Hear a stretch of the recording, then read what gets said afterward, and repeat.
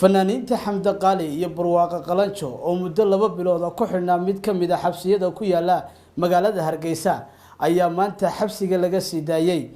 Fanaaniinta Barwaaqo Qalanjo iyo Xamda Qaali ayaa waxay dhammaan bulshada Somaliland uga mahad celiyeen cid kasto ka qayb qaadatay sidii loo sii deey lahaa. Ilaahay baa mahadale maanta xorriyadeedii noo soo celiyay.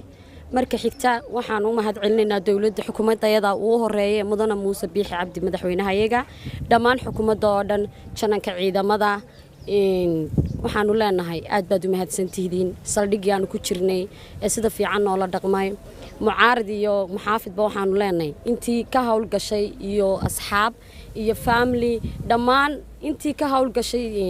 socodkayga sii deynta waxaanu leenahay mahadsantihiin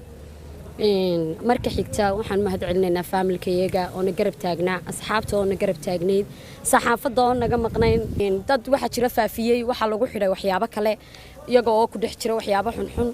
oo sheeko kiiskoodu wuxuu yahay wax qaldan iyaga oo isticmaalaya waxaan leenahay anagoo wada jira kiiskina lagu soo xidhay adduunweynaha meel kasta waa laga ogyahay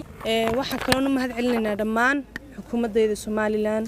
ugu horeeyay madaxweynaheena Somaliland Muuse Biixi Cabdi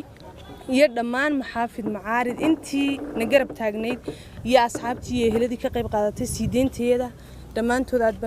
baan ugu mahad celinaynaa saxaafadana sidoo kale fiimi ugu horeysana aad baan ugu mahad celinaynaa dhammaantiin